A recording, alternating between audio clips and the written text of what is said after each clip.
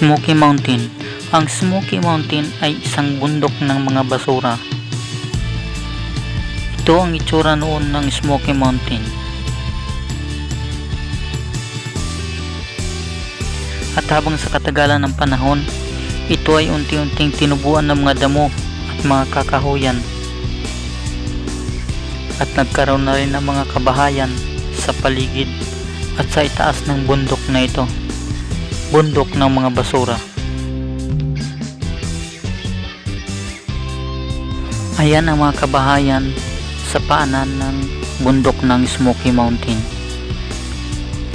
Ganyang karami mga kabahayan na nakatirik sa bundok ng mga basura.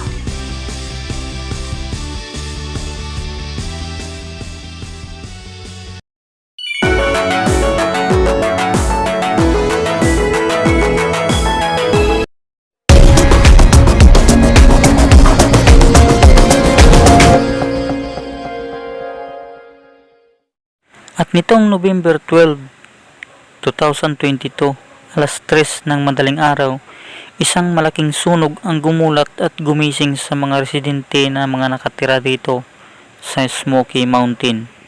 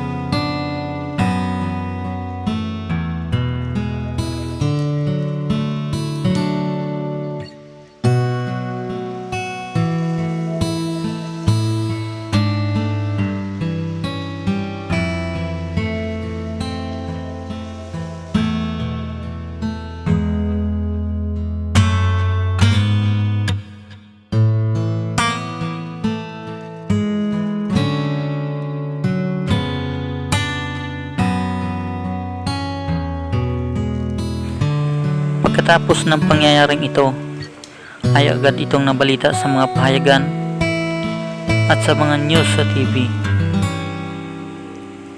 Isang pamilya ang natrap sa apoy. Isang lula na nag-edad ng 79 ang nasunog at namatay kasama ang kanyang aso. At ang kanyang manugang, anak at mga apo ay kasalukuyang nakakonfine sa isang ospital na malapit dahil sa tinamong mga sugat at paso sa katawan.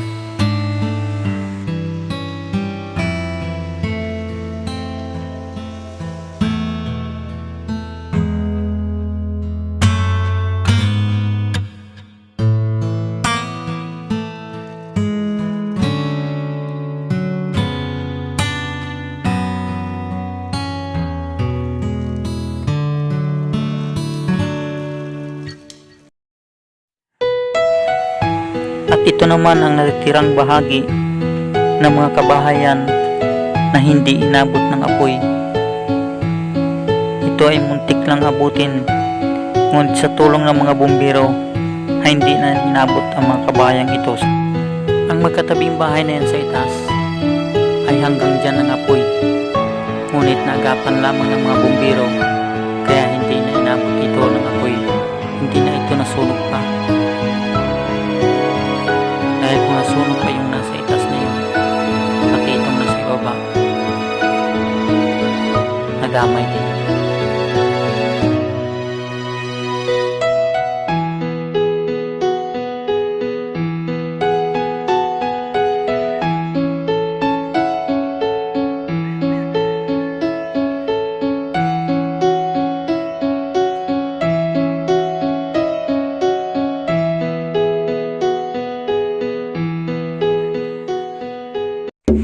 Thank you for watching mga ka-LL sa aking video.